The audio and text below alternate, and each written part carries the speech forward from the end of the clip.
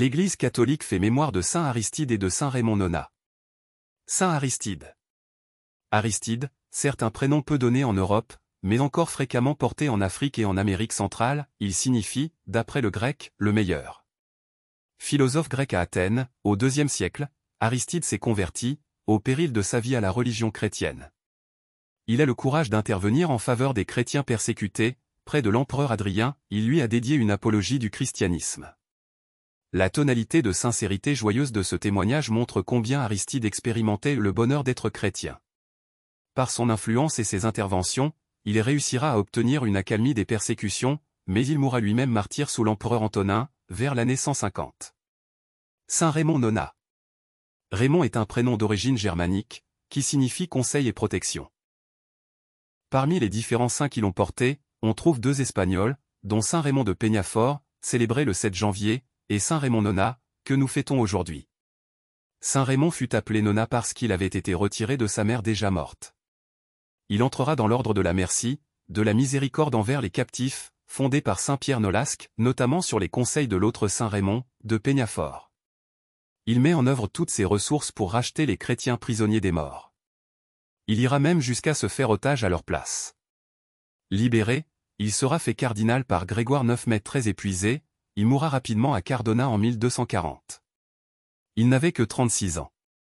Saint Aristide, Saint Raymond Nonat, priez pour nous. Évangile. Quiconque s'élève sera abaissé, qui s'abaisse sera élevé. Alléluia. Alléluia. Prenez sur vous mon joug, dit le Seigneur. Devenez mes disciples. Car je suis doux et humble de cœur. Alléluia. Évangile de Jésus-Christ selon saint Luc. Un jour de sabbat. Jésus était entré dans la maison d'un chef des pharisiens. Pour y prendre son repas. Et ces derniers l'observaient. Jésus dit une parabole aux invités. Lorsqu'il remarqua comment ils choisissaient les premières places. Et il leur dit. Quand quelqu'un t'invite à des noces, ne va pas t'installer à la première place. De peur qu'il ait invité un autre plus considéré que toi. Alors, celui qui vous a invité, toi et lui, viendra te dire, cède-lui ta place. Et, à ce moment, tu iras, plein de honte, prendre la dernière place. Au contraire, quand tu es invité, va te mettre à la dernière place. Alors, quand viendra celui qui t'a invité, il te dira. Mon ami, avance plus haut. Et ce sera pour toi un honneur. Aux yeux de tous ceux qui seront à la table avec toi. En effet, quiconque s'élève sera abaissé. Qui s'abaisse sera élevé. Jésus disait aussi à celui qui l'avait invité.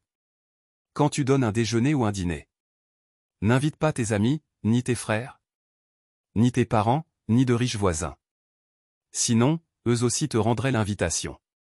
Et ce serait pour toi un don en retour. Au contraire, quand tu donnes une réception, invite des pauvres, des estropiés, des boiteux, des aveugles. Heureux seras-tu. Parce qu'ils n'ont rien à te donner en retour. Cela te sera rendu à la résurrection des justes. Acclamons la parole de Dieu. Louange à toi Seigneur Jésus.